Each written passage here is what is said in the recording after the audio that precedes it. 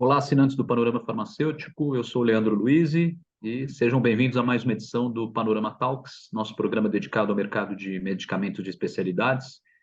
E esse programa tem o patrocínio da Bradimex, a associação que representa as principais distribuidoras dessa classe de medicamentos no país. E hoje vamos receber o Sérgio Leite, diretor comercial do Grupo Elfa, para avaliar um pouco mais de detalhes e atenção o papel que as distribuidoras exercem nesse ecossistema e os desafios que a gente enfrenta num país que tem a sua saúde em evidência e um país que convive com praticamente um continente aqui, né? Não podemos dizer outra maneira. Mas acho que o Sérgio vai poder contribuir bastante com seus ensinamentos, com sua experiência de mercado. Obrigado pela presença, Sérgio. Olá, obrigado, Leandro, obrigado a todos os ouvintes aí, participantes do Panorama Farmacêutico. É um prazer aqui pela Elfa poder fazer esse bate-papo aí com vocês da Panorama. Maravilha, Sérgio. Deixa eu primeiro saber, né, da percepção do grupo em relação ao acesso a medicamentos de especialidades no Brasil. Você entende que a gente teve a recente declaração do fim de emergência de saúde pública por parte da OMS, mas como você vê que esse cenário pandêmico contribui para mudar essa percepção sobre o acesso a medicamentos no país?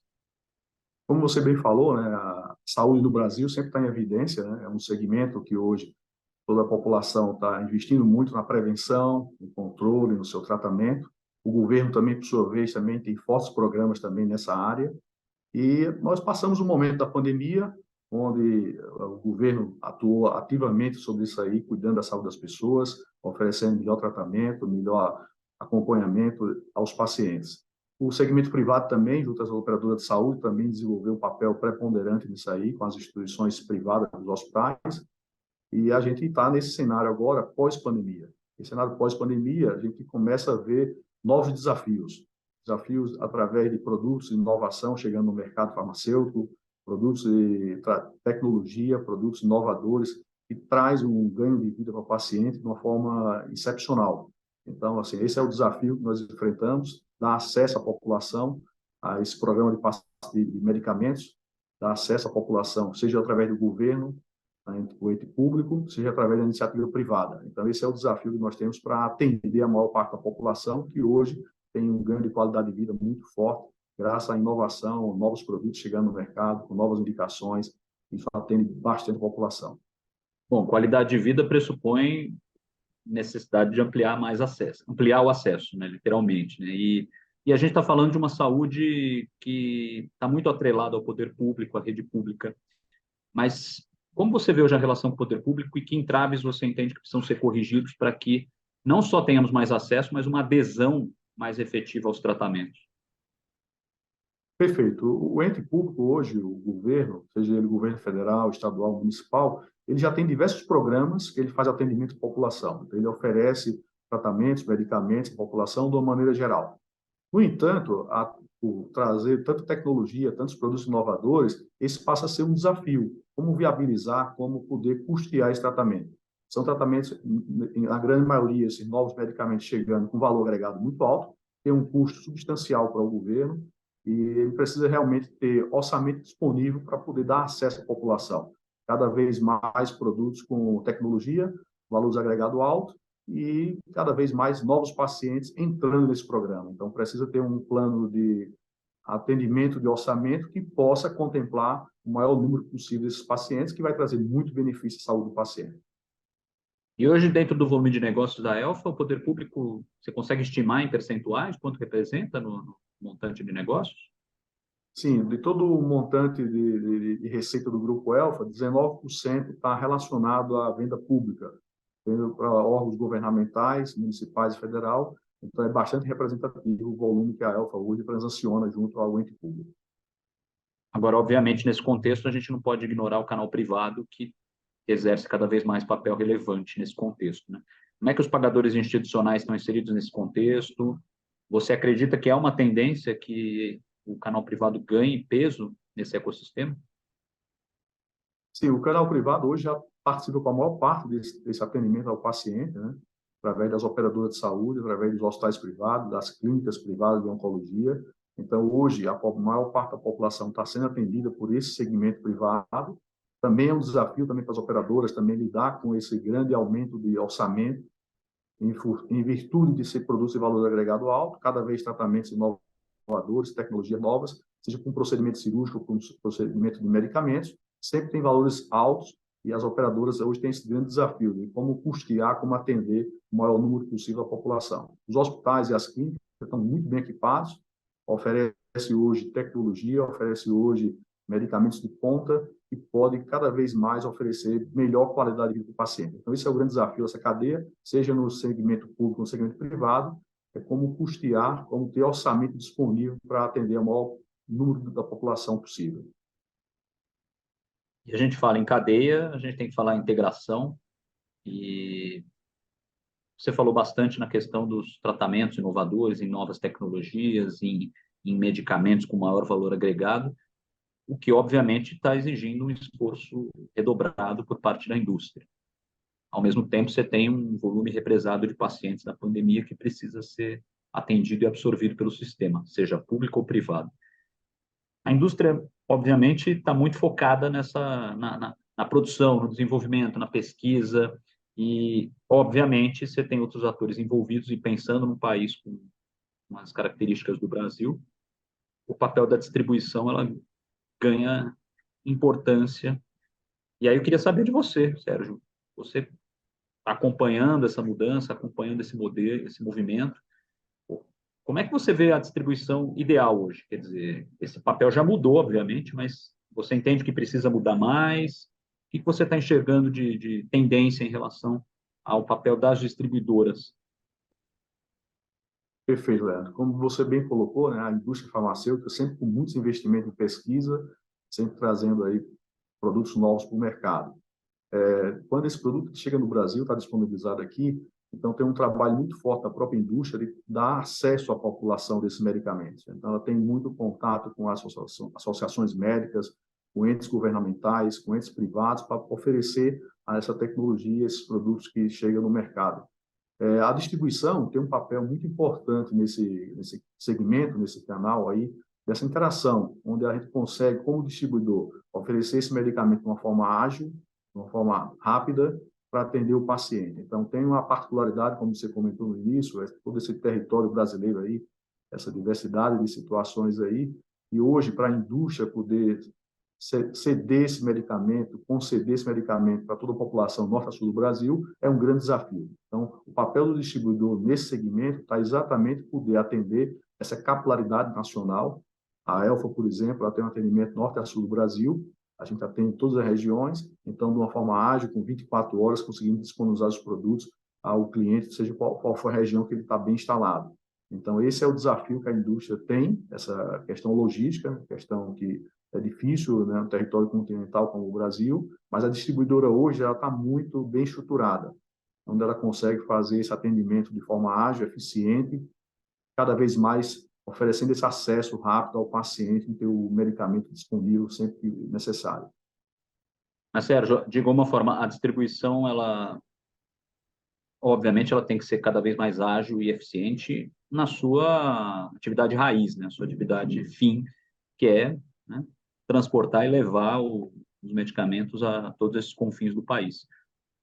Mas mudou, ela tem que ir além disso, buscar novas tarefas e atribuições?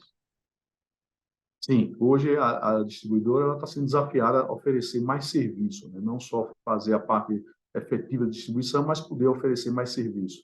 Hoje, muitos pacientes têm um atendimento domiciliar, através da operadora que oferece o medicamento domiciliar para pacientes, por exemplo, oncológicos orais. Então, antes o paciente tem que se deslocar até a unidade do plano de saúde para obter esse medicamento. Hoje, com a parceria com a distribuição consegue oferecer esse medicamento direto na casa do paciente, com um contrato relacional disso aí junto à operadora de saúde. Então, aquele paciente hoje gera uma comodidade em poder receber esse medicamento dentro do seu domicílio. Então, a distribuidora hoje oferece esse tipo de serviço para as operadoras, oferece tipo de serviço também logístico hospitalar para os grandes hospitais, onde a gente consegue trabalhar toda a cadeia de abastecimento, fazendo toda a gestão dessa área de suprimentos dos hospitais. Então, são serviços agregados hoje à distribuição, e diferencia bastante do modelo tradicional, que eles decidem distribuir só o medicamento, e hoje a gente oferece esses serviços agregados que ajuda bastante o cliente final, a operadora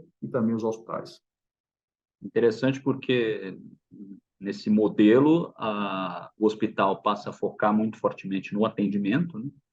A indústria muito na produção de medicamentos e a distribuição que acaba, né, abraçando outras funções, né? E obviamente elas estão, a gente está falando aí comentei no início sobre a Bradimex, que é uma entidade que forma uma grande rede aí de distribuidoras.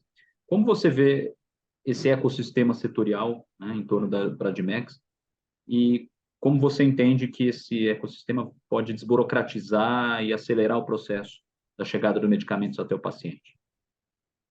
A Bradimex é uma associação hoje já atuante aí desde 2006, tem um bom tempo aí nessa gestão junto aos grandes distribuidores de medicamentos especiais no Brasil. Tem uma atuação super importante, super relevância nesse atendimento.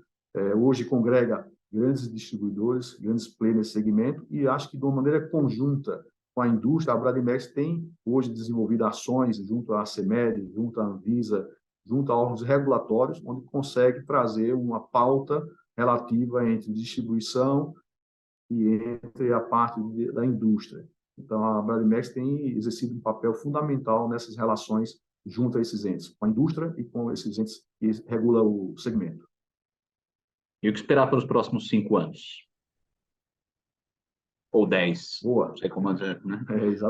Exatamente. Esse segmento ele se renova a cada momento, né? Cada momento a gente tem uma renovação do modelo de atendimento, novos serviços agregados, além de contar com novos produtos que a gente comenta, né? Então, os próximos 5 anos vai ser anos desafiadores, porque está vindo um universo muito grande de novos medicamentos. E quando esses medicamentos estavam vindo para o Brasil com custo normalmente bem elevados, então gera um grande desafio para toda a cadeia como custear, como aderir a esses medicamentos. Então, assim, é um desafio cada vez mais a indústria poder trazer isso de uma forma efetiva, trazendo as relações com as operadoras de saúde, junto com os entes governamentais, demonstrando toda a eficiência e qualidade desses produtos, e para que possa ser feito todo um planejamento estratégico de orçamento, para que cada vez mais possa dar acesso a esses pacientes. São moléculas novas que engrandecem muito o tratamento e trazem um diferencial importantíssimo, uma sobrevida muito grande para os pacientes. Então, o desafio aí totalmente, um desafio econômico para cada vez mais custear acesso a esses medicamentos para a população. É um desafio mas é econômico, mas não de quem paga a conta, mas do como, né? Eu acho que essa talvez seja a principal discussão do momento. Exatamente. Acho que a discussão principal é isso, é de como pagar essa conta, né? São cada vez mais indicações de novos medicamentos, automaticamente eram exercidos outros medicamentos com custos menores, então, para essa revisão desses processos, o desafio é exatamente como custear isso aí, como oferecer, como direcionar os protocolos que possam atender cada vez mais o maior número possível de pacientes. Maravilha, Sérgio. Não, temos claramente o setor de distribuição tem um papel relevante pela frente e é preciso, né? É preciso entender a integração nessa jornada como um elemento fundamental para custear, né? Custear o acesso, a adesão e é a discussão realmente do como pagar, né? Eu acho que a gente está caminhando para isso, né? Pelo menos temos um cenário aparentemente positivo pela frente, embora desafiador. Sérgio, obrigado mais uma vez pela oportunidade, né, de emprestar seu conhecimento, seus insights para a gente. E o Panorama Talks agradece aí a sua colaboração. Leandro, mais uma vez, reitero meu agradecimento ao Panorama, obrigado aí pela participação e esperamos aí cada vez mais poder contribuir com a população, cada vez mais dando acesso, trazendo melhor oportunidade de acesso aos pacientes, essa parte de medicamentos. Obrigado mais uma vez a você pelo prestígio da sua audiência e já fica aqui a dica. Acesse panoramafarmacêutico.com.br, inscreva-se no nosso canal, ative as notificações no YouTube e acompanhe também o Panorama Farmacêutico nas redes sociais e nos grupos de mensagem do WhatsApp e Telegram. Assim você fica por dentro de tudo que acontece no mercado de medicamentos de especialidades no Brasil. Grande abraço.